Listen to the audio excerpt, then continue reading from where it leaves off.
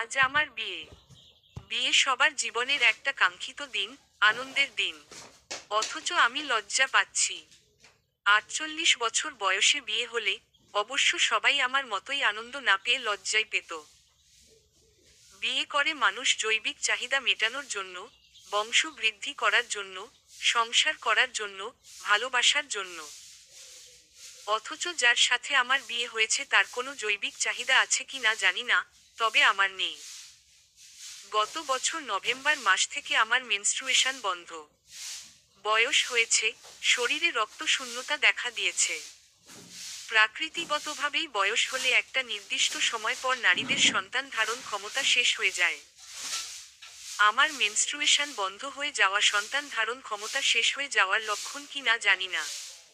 অবশ্য জানার প্রয়োজনও হয়নি। স্বামী ছাড়া আমি সন্তান পাবো কোথায়? আমি ফুলশয্যার ঘরে বসে অপেক্ষা করছি আমার স্বামীর জন্য, যার সাথে আজ সন্ধ্যায় আমার বিয়ে হয়েছে। আচ্ছা, আমি যতটা অধীর আগ্রহে ভদ্রলোকের জন্য অপেক্ষা করছি, তিনি নিশ্চয়ই ততটা আগ্রহ দেখাচ্ছেন না। অবশ্য তার আগ্রহের কোনো কারণই নেই। আমি হচ্ছি তার দ্বিতীয় বউ। তিনি 60 বছরের একজন বিপত্নিক। বছর 5 আগে ভদ্রলোকের স্ত্রী রোড অ্যাক্সিডেন্টে মারা যান। বৃদ্ধ বয়সে তিনি আর বিয়ের চিন্তা করেননি। অথচ ছেলেরা দেশের বাইরে থাকে, সেজন্য অসুস্থ বাবাকে কোনো কাজের লোকের কাছে রেখে যেতে চায়নি। বাধ্য হয়ে বিয়ে নামক স্বীকৃতি দিয়ে তারা তার বাবার জন্য একজন পার্মানেন্ট কাজের লোক এনেছে। যাকে বিয়ের সময় শর্ত দেয়া হয়েছে সে কোনোদিন মা হতে পারবে না। বয়স 48 হলেও আমি হচ্ছি কুমারী। মাতৃত্বের আকাঙ্ক্ষা একজন নারী হিসাবে আমার রয়েছে। আমাকে বিয়ে করাবে তারা একটাই শর্তে, আমি কখনো মা হওয়ার চেষ্টা যেন না করি। আমি কষ্ট পেয়েছি, এমন কঠিন শর্তে ঠুকরে কেঁদেছি।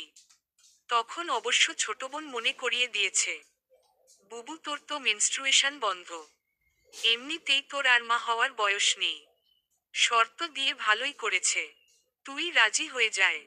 আমার অবশ্য রাজি না হয়েও কোনো উপায় ছিল না। আর কতকাল ছোট ভাই, ছোট বোনের সংসারে তাদের দয়ায়, অনুগ্রহে বেঁচে থাকব। তাদেরও সংসার আছে, বউ বাচ্চা আছে। আমাকে নিয়ে তাদের ছোট হতে হয়। কেউ আসলে পরিচয় দিতে পারে না। নিজের বোন বলতে লজ্জা পায়, কাজের লোক বললে বিবেকে বাধে। আমি সব বুঝতে পারি, আমার অপমানে, অসম্মানে মরে যেতে ইচ্ছে করে। অথচ এই মধ্য বয়সে কেউ আমাকে বিয়ে করবে সেটাও আশা করিনি। হঠাৎ করে বিয়ের প্রস্তাব আসায় আমার মরুময় জীবনে যেন এক পশলা সুখের বৃষ্টি এসে ঝরে পড়েছে। আমার চেয়েও বেশি উৎসাহী আমার ভাই বোন। আপদ বিদেয় হবে ভেবে তারা শান্তিই পেয়েছে। তারা অবশ্য যেনতেন বিয়ে দেয়নি। ভদ্রলোকের ঢাকায় 3টে বাড়ি, নিজস্ব গাড়ি, ব্যাংকে মোটা অঙ্কের ফিক্সড ডিপোজিট আছে। 2 ছেলেই দেশের বাইরে প্রতিষ্ঠিত। দেশের সবকিছু বলতে গেলে আমিই ভোগ করব। এমন নির্ভেজাল সুখের জীবন তো আমার জন্য স্বর্গতুল্য। নিশ্চয়ই প্রশ্ন যাচ্ছে মনে, এত বছরেও কেন আমার বিয়ে হয়নি? বিয়ে হয়নি বলবো না। বিয়ে একসময় আমি ইচ্ছে করেই করিনি। পরে আমাকে দেয়া হয়নি। এরপরে আর কেউ করতে চায়নি। না না, আমি মোটেও অসুন্দর নই বা অযোগ্য নই। এখন অবশ্য সুন্দরের ছিটেফোঁটাও অবশিষ্ট নেই, আমি যৌবনকালের কথা বলছি। যখন চারদিক থেকে সমানে বিয়ের প্রস্তাব আসতো, বিয়ের কনে হিসাবে সবার কেবল আমাকেই পছন্দ হতো। আমি অসম্মতি জানালে অনেকেই বলতো, ঠিক আছে তুমি এখন বিয়ে না করলে, তোমার মতো একজন মেয়ে হলেও আমার ভাইয়ের জন্য দেখে দিও। তার মানে আমার মতো মেয়ে চাই সবার বিয়ে করার জন্য। একটা সময় আমার মতো নয়, সব মেয়েরই বিয়ে হয়ে গেছে, শুধু আমি ছাড়া। আমার বিয়ের বয়সে হঠাৎ করে বাবা মারা যাওয়াও পুরো পরিবারের দায়িত্ব আমার কাঁধে এসে পড়েছে। তখন আমার বয়স আর কতই বা হবে? বড় জোর 18 কি 20। সবে মাত্র কলেজের গণ্ডিটা পার করেছি। স্কুল শিক্ষক বাবার স্বপ্ন ছিল আমাকে ঢাকা বিশ্ববিদ্যালয়ে পড়ানোর। আমিও শিক্ষকতা করব বাবার মতো, তবে স্কুলে নয়, কোনো পাবলিক বিশ্ববিদ্যালয়ে। কিন্তু বিধি বাম। বাবার মৃত্যুর পর আমাকে বাধ্য হয়ে নিজ জেলা শহরের ডিগ্রিতে অ্যাডমিশন নিতে হয়েছিল। আত্মীয় স্বজন কেউ মেনে নিতে পারেনি আমার উপজেলা শহরের ডিগ্রি কলেজে ভর্তি হওয়ার ব্যাপারটা। যে মেয়ে এসএসসি আর এইচএসসিতে স্টার মার্কস পেয়েছে, সে পড়বে ডিগ্রিতে। স্বয়ং মা কেঁদে বুক ভাসিয়েছেন। মেয়েকে নিয়ে ছোটবেলা থেকে দেখা স্বপ্ন হঠাৎ করে শুকনো পাতার মতো মরমর করে ভেঙে যাওয়ায়। অথচ আমি ছিলাম চুপচাপ। কারণ বাবার মৃত্যুর পর পুরো পরিবারের একমাত্র অভিভাবক তখন আমি একা। আমরা 4 ভাই বোন। সবার বড় বুবু। সে বুদ্ধির প্রতিবন্ধী। এক জীবনে তার বিয়ে শাদির আর আশা নেই। কে নেবে ওর দায়িত্ব? যে মেয়ে নিজের ভালো বুঝে না। বুদ্ধি নেই, বিবেক নেই, শুধু ক্ষুধা আছে। খেতে বসলে পাতিলে কি আছে না আছে ওসব তার দেখার বিষয় না। তার বড় মাছের টুকরো চাই, প্রতিবেলায় মাংস চাই। খাওয়া একটু কম হলেই শুরু হয় তার উৎপাত। এতদিন বাবা মা সহ্য করেছেন। পরে আমাকে আর মাকে সহ্য করতে হয়েছে। আমি মেজো। বাবার মৃত্যুর কয়েক মাস আগে এইচএসসি পাশ করেছি। তারপর ছোট এক ভাই, এক বোন। ভাইয়ের নাম মাসুদ। তখন এসএসসি পড়তো জেলা স্কুলে। বাবার স্বপ্ন ছিল ওকে ডাক্তারি পড়ানোর। সেজন্যই ছোটবেলা থেকে ওকে জেলা শহরের হোস্টেলে রেখে পড়িয়েছে। প্রতি মাসে খরচ হিসাবে দিতে হয় 3000 টাকা। সেও বাবার স্বপ্ন পূরণের পথে হাঁটছিল। অষ্টম শ্রেণীতে ট্যালেন্ট পুলে বৃত্তি পেয়েছে। এসএসসিতে স্টার মার্কস পেলে নটরডেম কলেজে পড়তে চায়। ছোট বোন তখন চতুর্থ শ্রেণীতে পড়তো। সেও ছাত্রী হিসাবে ভালো ছিল। যে এখন 2 সন্তানের জননী। আমার বিয়েটা তার বাসায় থেকেই দিয়েছে। গ্রামের বেসরকারি প্রাথমিক বিদ্যালয়ের শিক্ষক বাবার, বাচ্চাদের লেখাপড়া আর সংসারের সিংহভাগ খরচ আসতো টিউশনি থেকে। বাবার একটা কোচিং সেন্টার ছিল, যেখানে প্রথম শ্রেণী থেকে দশম শ্রেণীর সব ছাত্র ছাত্রীদের গণিত পড়াতেন। যে যা পারত দিত, কারো সুনির্দিষ্ট কোনো বেতন ছিল না। বেশিরভাগ ছাত্রই সেই সুযোগ নিত। পরিবার থেকে টাকা নিলেও বাবার বেতন দিত না। তারপরও সেই কোচিং সেন্টারের আয় দিয়ে আমাদের 4 ভাই বোনের লেখাপড়া এবং সংসার বেশ ভালোই চলছিল। হঠাৎ বাবার মৃত্যুর সাথে সাথে কোচিং সেন্টারটাও বন্ধ হয়ে গেল। সাথে সংসারের চাকা ও ভাই বোনদের লেখাপড়া। বাধ্য হয়ে আমাকে সংসারের হাল ধরতে, ভাই বোনদের স্বপ্ন পূরণের সারথি হতে বাবার কোচিং সেন্টারের দায়িত্ব নিতে হয়েছে। বাবার মৃত্যুর পর অনেকগুলো ভালো পরিবার থেকে আমার জন্য বিয়ের প্রস্তাব এসেছিল। যারা করতে পারবে না, বা যাদেরকে কখনো পাত্র হিসাবে যোগ্য মনে হয়নি আমার জন্য বাবার কাছে এক সময়ে, এখন তারাই করুণা করে বিয়ে করে কন্যাদায়গ্রস্ত পরিবারকে উদ্ধার করতে চেয়েছিল। গ্রামের একটা মেয়ে উপযুক্ত হলে নানান মানুষ নানান মন্তব্য করে। আমিও সে মন্তব্যর ঊর্ধ্বে ছিলাম না। আমাকে নিয়ে মন্তব্য করার আরেকটা কারণ হচ্ছে আমি অভিভাবকহীন এতিম। সেই মুহূর্তে মা নীরব হয়ে মুখে আঁচল চাপা দিয়ে কান্না করছিলেন। একদিকে মেয়ের জীবন, অন্যদিকে শূন্য ভাসমান পুরো সংসার। যদিও ছোট ভাইটা বলেছে, সংসার একার আপুর নয়, প্রয়োজনে আমিও হাল ধরব। আমি রাজি হইনি। আমার মনে হয়েছে আমার ছোট ভাই বোনদের লেখাপড়া করিয়ে বাবার স্বপ্ন পূরণ করা আমার দায়িত্ব ও কর্তব্য। ভাইকে সংসারের হাল ধরতে বলবো, যে এখনো এসএসসি পাশটা পর্যন্ত করেনি, অথচ নিজে বিয়ে করে সংসার করব। প্রতিবন্ধী বোনকে মায়ের কাঁধে ফেলে রাখব।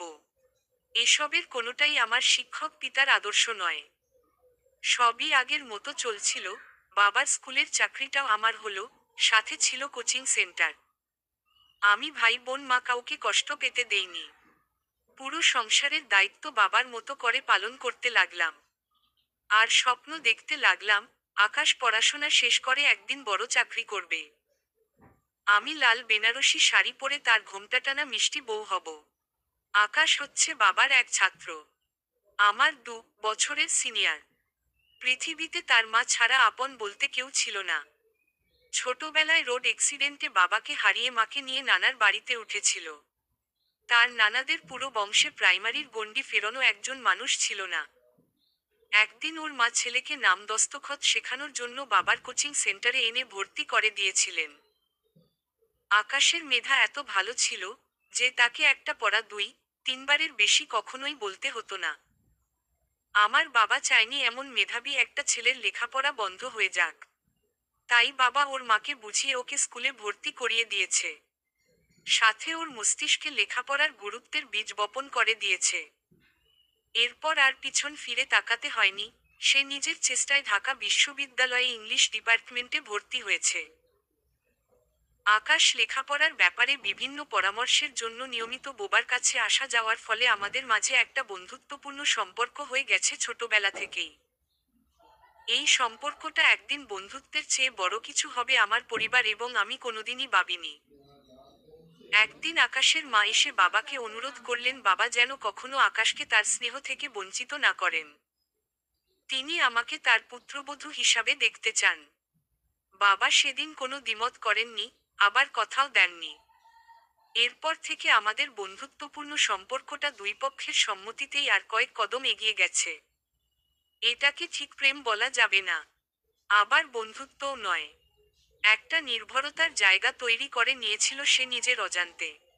আমরা কখনো কারো হাত পর্যন্ত ধরিনি। যেদিন বাবা মারা গেলেন, সেদিন আর সবার মতো আমি তার বুকে আছড়ে পড়ে কান্না করেছি। গভীর নির্ভরতায় আর উষ্ণতায় আমি বারবার কেঁপে উঠেছি। এরপর থেকে লক্ষ্য করেছি আকাশ আমার কাছ থেকে বিশেষ কিছু একটা চাইতো। তখন সে ঢাকা বিশ্ববিদ্যালয়ের ছাত্র। তার বাড়ি আসার পরিমাণ আগের চাইতে বেড়ে গেল। তখন চারদিক থেকে আমার বিয়ে নিয়ে মাতামাতি চলছিল। সে বিশেষ কিছু চাইতো আমার কাছে, অথচ আমার বিয়ের আলোচনায় তাকে কখনো বিচলিত মনে হয়নি। ব্যাপারটা এমন, তুমি যারই বউ হও আমার আপত্তি নেই, শুধু একবার হলেও নিবিড়ভাবে আমার কাছে আসো। আমি কৌশলে এড়িয়ে যেতাম। আমার দিক থেকে আশানুরূপ সাড়া না পেয়ে হঠাৎ করে আকাশ বদলে যেতে লাগলো।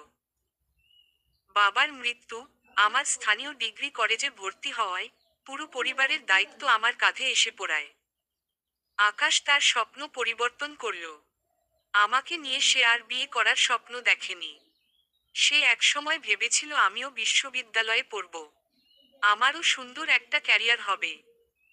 কিন্তু সেটা না হওয়ায় শহরে গিয়ে রঙিন চশমা চোখে লাগিয়ে তার কাছে আমাকে বড্ড সাদা কালো আর ফানসে মনে হয়েছিল। আস্তে আস্তে সে পরিবর্তন হতে লাগলো, স্বভাবে, চরিত্রে, আচরণে। পরিবর্তনটা এত ধীরে ছিল যে প্রথম প্রথম আমি বা আমার পরিবার বুঝতেই পারিনি। আকাশের চাকরি হওয়ায় একদিন মা ডেকে তাকে বলল, মেঘলা আমার কাছে থাকলেও আমি চাই তোমাদের বিয়েটা হয়ে যাক। কয়েক বছরে তুমি সব গুছিয়ে ওকে নিয়ে যেতে পারবে। অথচ সে সরাসরি মায়ের মুখের উপর আমাকে বিয়ে করতে অস্বীকৃতি জানালো। এত তাড়াতাড়ি সে বিয়ের কথা ভাবছে না। আমাকে সে বন্ধুর মতো মনে করত, বউ হিসাবে কখনো ভাবেনি। সেদিনই আমার কাছে পুরো পৃথিবীটা মিথ্যা হয়ে গেল। আমার আর কোনো সম্পর্কের উপর বিশ্বাস ছিল না। মনে মনে পরিকল্পনা করেছি, বাকি জীবন ভাই বোন আর মাকে নিয়েই কাটিয়ে দেব। সব কিছুই স্বাভাবিক আর আগের মতোই চলছিল। শুধু ভেঙে চুরমার হয়ে গিয়েছে আমি আর আমার মন। ভাই মাস্টার্সে পড়ছে, বোনও অনার্সে পড়ে। আমি ভেবে রেখেছি, ভাইয়ের একটা চাকরি হয়ে গেলে হয়তো সংসারের ঘানিটা কিছুটা হালকা হবে আমার। কিন্তু না, হঠাৎ করে 3 দিনের জ্বরে অসুস্থ বুবুটা মারা যায়। বাবার মৃত্যুতে আমি যেমন নির্লিপ্ততা ছিলাম, বুবুর মৃত্যুতে ছিলাম তেমনই নিশ্চুপ। আমার মা, স্বামী হারিয়ে, সন্তান হারিয়ে, জীবন্ত লাশ আমাকে নিয়ে টেনশন করতে করতে বুবুর মৃত্যুর পর সে যে বিছানায় পড়ল, তাকে আর স্বাভাবিক জীবন দিতে পারিনি। আলহামদুলিল্লাহ, ছোট ভাই বোন লেখাপড়ার খরচের জন্যই কেবল আমার উপর নির্ভর করেছিল। বিয়ের ঝামেলায় আর আমাকে জড়ায়নি। তারা নিজেদের পছন্দেই নিজেরা বিয়ে করে নিয়েছে। এতে আমি অবশ্য খুব খুশি হয়েছে। সারা জীবন দায়িত্ব নিতে নিতে আমার আর বেশি দায়িত্ব কর্তব্য ভালো লাগছিল না। আমার বোকা মা নিজের সন্তানের বিয়ের মতো আনন্দের সংবাদ শুনে কেন জানি খুশি হতে পারেননি। উল্টো শোকের মাতম করে বাড়িশুদ্ধ মাথায় তুলেছে। এত শোক মা কাটিয়ে উঠতে পারেননি। হঠাৎ করে আমাকে সংসার থেকে সম্পূর্ণ বিচ্ছিন্ন করে পরপারে পাড়ি জমালেন। ভাই বোন কিন্তু আমাকে ফেলে দেয়নি, তাদের সংসারে দায়িত্ব আমার কাঁধে তুলে দিয়েছিল। ছোট বাচ্চা, চাকরি সব তারা একা সামলাতে পারছিল না। বিপত্তি বাধালো ভাইয়ের বউ। সে আর আমাকে সহ্য করতে পারছিল না। ফুলশয্যার বিছানায় বসে শহুরে উচ্চশিক্ষিত মেয়েটার প্রতি মনে মনে কৃতজ্ঞতাবোধ কাজ করছে। সে না চাইলে তো এক জীবনেও আমার গায়ে লাল বেনারসি শাড়ি উঠত না। অপেক্ষায় করতে করতে আমার যখন তন্দ্রার মতো এসেছিল, তখন প্রায় গভীর রাত। আশরাফ সাহেব দরজা ঠেলে ভেতরে প্রবেশ করলেন। খট করে দরজার সিটকিনির শব্দে ভয়, লজ্জায় আমার বুকের ভেতর বন্দী হয়ে থাকা এতদিন মৃত প্রায় মনটা যেন লাফাতে লাগলো। কোনো অজানা সুখের প্রতীক্ষায় আমার সারা দেহ মন তখন উৎসুক হয়ে আছে। ড্রিমলাইটের আলো আধারিতে আমার মনে হয়েছিল, ত্রিশোর্ধ্ব কোনো যুবক এসে আমার পাশে বসেছে, যে মুহূর্তে হরণ করে নেবে আমার সমস্ত অস্তিত্ব। কোনো শক্তি দিয়ে, কোনো যুক্তি দিয়ে তাকে বাধা মানাতে পারবো না। কিন্তু না, আমার সব কল্পনাকে মিথ্যা প্রমাণিত করে দিয়ে তিনি বিছানা ছেড়ে উঠে দাঁড়ালেন। অপেক্ষায় করতে করতে আমার যখন তন্দ্রার মতো এসেছিল, তখন প্রায় গভীর রাত। আশরাফ সাহেব দরজা ঠেলে ভেতরে প্রবেশ করলেন। খট করে দরজার সিটকিনির শব্দে ভয়, লজ্জায় আমার বুকের ভেতর বন্দী হয়ে থাকা এতদিন মৃত প্রায় মনটা যেন লাফাতে লাগলো। কোনো অজানা সুখের প্রতীক্ষায় আমার সারা দেহ মন তখন উৎসুক হয়ে আছে। ড্রিমলাইটের আলো আধারিতে আমার মনে হয়েছিল, ত্রিশোর্ধ্ব কোনো যুবক এসে আমার পাশে বসেছে, যে মুহূর্তে হরণ করে নেবে আমার সমস্ত অস্তিত্ব।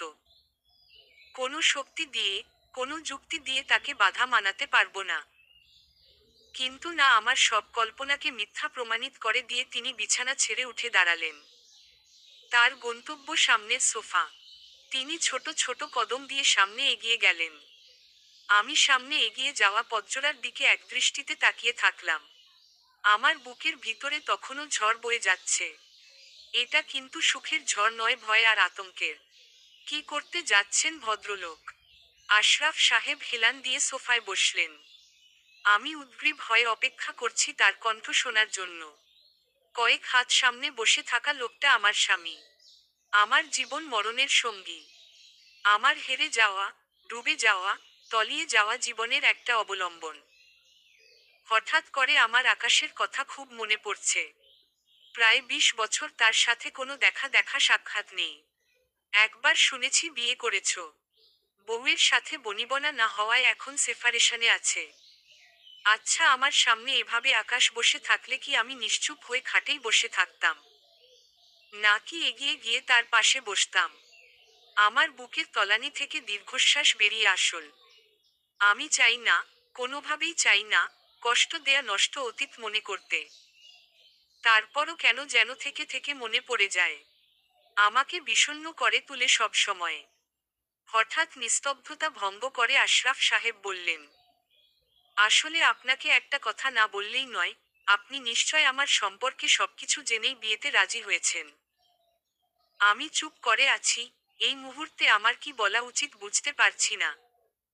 আমার উত্তরের অপেক্ষা না করে তিনি বলতে লাগলেন, সত্যি কথা বলতে কি, এই বয়সে আমার আর বিয়ে করার মোটেও ইচ্ছে ছিল না। আপনি শুনেছেন আমার স্ত্রী গত হয়েছেন প্রায় 5 বছর। তিনি আসলে আমার স্ত্রী ছিলেন না। আমি এমন কথা শোনার জন্য মোটেও প্রস্তুত ছিলাম না। পুরো কথাটা আমার কানের মাঝে ধাক্কার মতো লাগলো।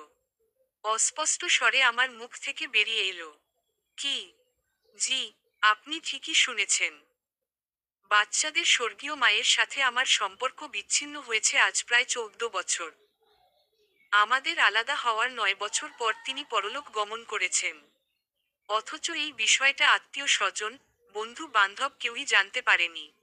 কারণ আমরা একই বাড়িতে থাকতাম। শুধু আমার বাচ্চারা জানতো। এমন অদ্ভুত রহস্যজনক গল্প শুনে আমি রীতিমতো হা হয়ে গেলাম। আমি নড়েচড়ে বসলাম। আজ সারা রাত আপনার সাথে গল্প করব। পুরো বাসায় কেউ নেই। চলুন বারান্দায়। আমি বসার ব্যবস্থা করে রেখেছি। আমি বাধ্যগত মেয়ের মতো তার কথা শুনেই খাট থেকে নেমে তাকে অনুসরণ করলাম। আমরা বারান্দায় গিয়ে একটু দূরত্ব নিয়ে পাশাপাশি চেয়ারে বসলাম। বসার স্থানের আয়োজন দেখে বোঝাই যাচ্ছে, এসবই ছিল পূর্ব পরিকল্পনা। আর ভদ্রলোক ভীষণ শৌখিন। জানেন, আমি স্বামী হিসাবে মোটেও ভালো ছিলাম না। আমি অফিসে সেরা অফিসার, বন্ধু মহলের সেরা বন্ধু, বাচ্চাদের সৎ বাবা, ভাড়াটিয়াদের সেরা বাড়িওয়ালা। একমাত্র স্ত্রীর কাছেই আমি অথর্ব আর অপদার্থ ছিলাম। ভদ্রলোকের এভাবে রহস্য করে কথা বলা ভালো লাগছে না আমার। ইচ্ছে করছে এক নিমিষে পুরো রহস্যের উন্মোচন করে ফেলি। আমি বাইরে বড় রাস্তায় দৃষ্টি দিলাম। একজোড়া কুকুর ঊর্ধ্বশ্বাসে দৌড়ে পালাচ্ছে। ভদ্রলোক উঠে দাঁড়ালেন। আমার দৃষ্টি বরাবর তাকিয়ে বললেন, আমি ভীষণভাবে দুঃখিত। আপনাকে একটা সার্থক রাত উপহার দিতে পারছি না।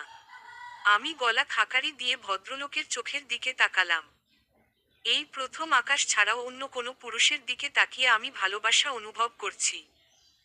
ভদ্রলোকের চোখের কোণা ভিজে আছে। আলো আধারিতেও আমার চোখ এড়িয়ে যায়নি ব্যাপারটা। ইচ্ছে করছিল আলতো করে চোখটা মুছে দেই, কিন্তু না, এখনো সেই সময় আসেনি। 24 ঘন্টা আগেও তো এই লোকটা আমার সম্পূর্ণ অচেনা ছিল। সৃষ্টিকর্তা প্রদত্ত বিবাহিত সম্পর্কের কি আদিম শক্তি!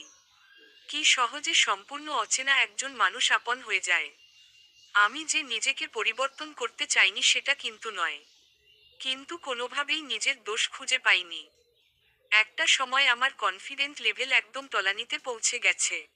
আমি বিশ্বাস করতে শুরু করেছি আমি হয়তো সত্যি স্বামী হিসাবে, মানুষ হিসাবে একদমই ভালো নই।